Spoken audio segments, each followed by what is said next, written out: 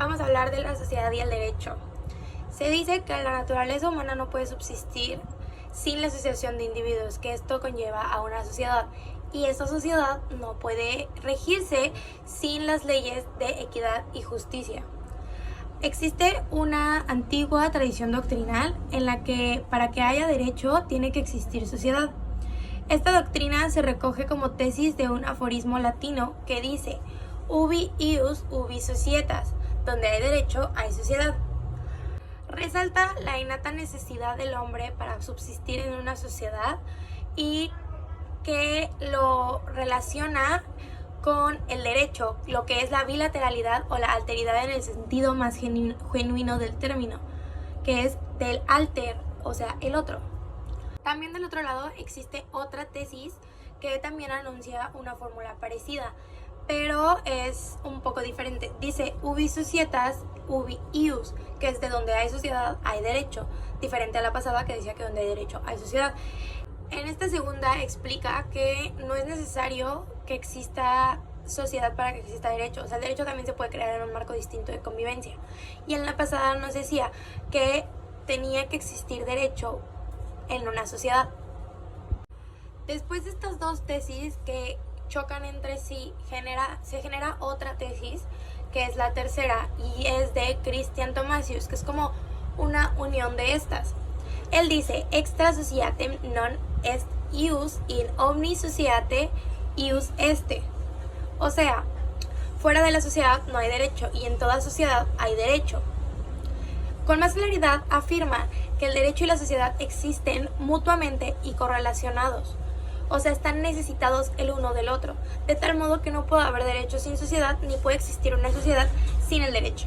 Son dos conceptos reversibles que si agarramos uno y le damos la vuelta nos encontramos con el otro.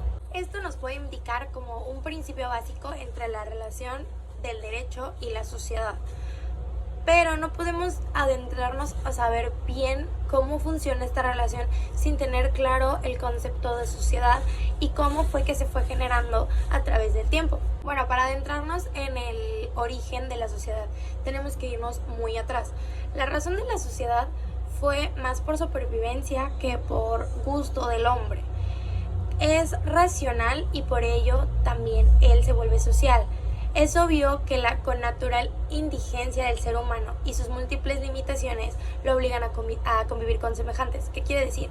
No podemos nosotros mismos hacer todo lo que se necesita para una comunidad. Entonces, ¿qué pasa? Tenemos que convivir con nuestros semejantes para poder desarrollarnos bien y plenamente en una sociedad. Hay dos situaciones que definen la natural sociabilidad del hombre, que sería la propia esfera vital, que se refiere a la vida instintiva, la reproducción sexual, el poder, la alimentación, necesidad de comunicación y ese tipo de cosas.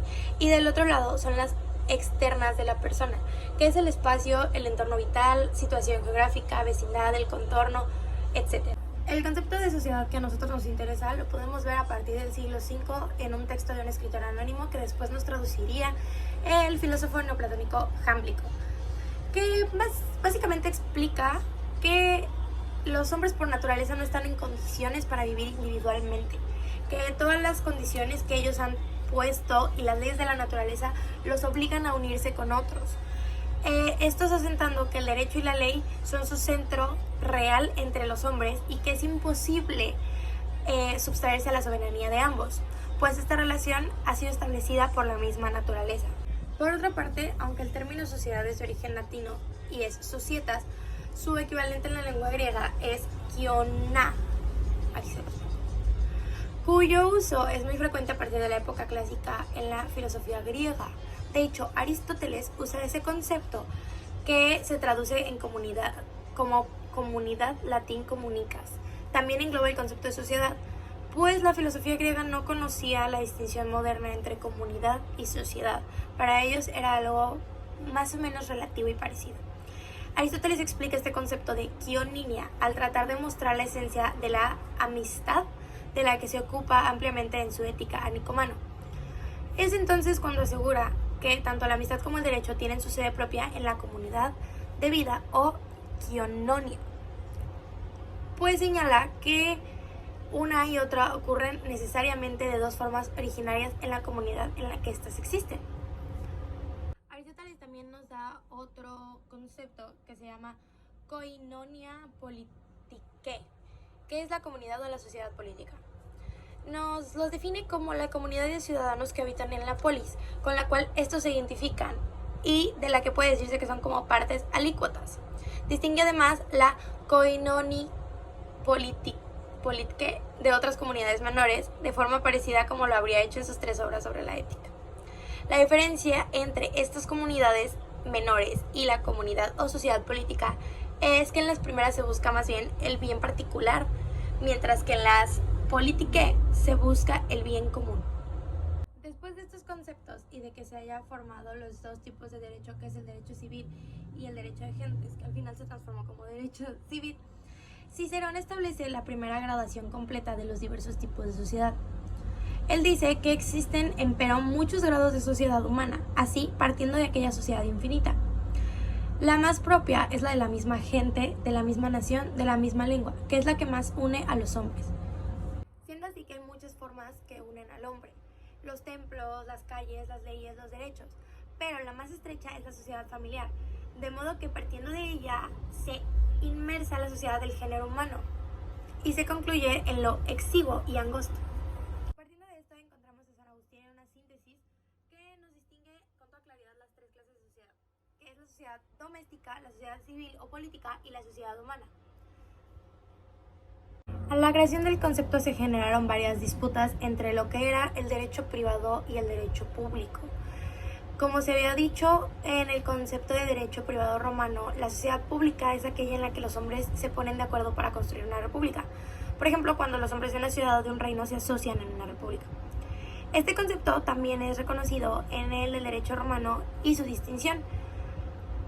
Después de varias rupturas religiosas junto con la Reforma Protestante, después de varios problemas con la unión política y los estados nacionales, llega Thomas Hobbes, quien con su concepción del hombre como ser asocial radica en opuesto a la concepción tradicional, con lo que indica que el hombre es por naturalmente sociable. Para crear esta barrera, él creó una especie de pacto o contrato. En este pacto tenía una doble vertiente, pues en un lado era un pacto de unión y del otro lado era un acto de sumisión, lo que suponía el establecimiento de un poder político unitario en total sometimiento a él. Con ello se creaba el Estado. A merced de este doble de pacto quedaba definitivamente sellada la identidad de sociedad civil y de Estado. Hobbes lo expresa con claridad meridiana al decir que la unión así conseguida se llama Estado, o bien sociedad civil. Este concepto nuevo alcanzó su supremacía hasta la Revolución Francesa a merced de los teóricos de la Ilustración, alcanzando su expresión dogmática en la Declaración Universal de los Derechos del Hombre y del Ciudadano en 1789. Durante el siglo XIX, este concepto de sociedad civil se impuso definitivamente. Se consumió así su separación y su segregación de la sociedad política organizada en quien identifica el Estado moderno. La concreción y el estado de este nuevo concepto no se uniforme, sino que se hizo en 4 direcciones principales, cuyas ramificaciones múltiples llegan hasta nuestros días. Por un lado, la doctrina del Estado liberal del derecho, que profundizó el concepto de la Revolución Francesa y los teóricos de la Ilustración. Consiste en la intervención del Estado y también como una plataforma de actuación social, económica y política de los ciudadanos, desde las cuales estos pueden ejercer sus derechos, pero al mismo tiempo oponerse en la intervención del Estado. Por otro lado llega Hegel, que consuma la separación de los conceptos de sociedad civil y sociedad política. Él separa radicalmente la esfera civil y la esfera política de la vida comunitaria, correspondiendo primero a la sociedad civil y a la segunda al Estado o sociedad política. Esta separación o segregación de la sociedad civil fue tan importante que hasta el mismo Karl Marx lo adoptó y se quedó con ella como un modo de organización de vida común. En principio repite más o menos lo mismo que Hegel, pues al referirse a sociedad burguesa o civil, la contraponen positivamente a la sociedad medieval o feudal, haciendo ver que en estas condiciones la sociedad civil y la sociedad política eran idénticas, por lo que la sociedad civil era la sociedad política. Pero Marx, inspirado en Hegel, acentúa la condición humana de la sociedad civil. Llega a afirmar que el punto de vista del antiguo materialismo era la sociedad burguesa, mientras que el punto de vista del nuevo materialismo es la sociedad humana, o de otro modo, la humanidad socializada. Encaminados a eso, podemos encontrar un concepto diferente y negativo, que es la sociedad burguesa. Ya no es identificada como sociedad civil. Esta sociedad burguesa se identifica como aquella sociedad o aquellos individuos que representan el capital, que tienen los intereses y tienen la capacidad monetaria y los instrumentos de trabajo. Frente a esta clase dominante está inmersa la clase dominada, que representa a los asalariados, al proletariado, y concepto que, según apunta Hegel, señala la sobreabundancia de riqueza, ocasionada por la producción en manos de la clase más rica, que hará que, a pesar de su propia fortuna, la sociedad civil no sea suficientemente rica para financiar la pobreza. De esta manera, Marx nos dice que el concepto de sociedad civil se convierte en una sociedad de clases o de estamentos, que solamente en la medida en que la clase productora se adueñe del proceso de producción, así como el de distribución y consumo de bienes materiales, se conseguirá la implantación de una sociedad sin clases. Que el propósito es que la sociedad es encaminada hacia una realidad propia. Ella sola se segrega y se implementa a sí misma, sin la necesidad de estar unida directamente al Estado.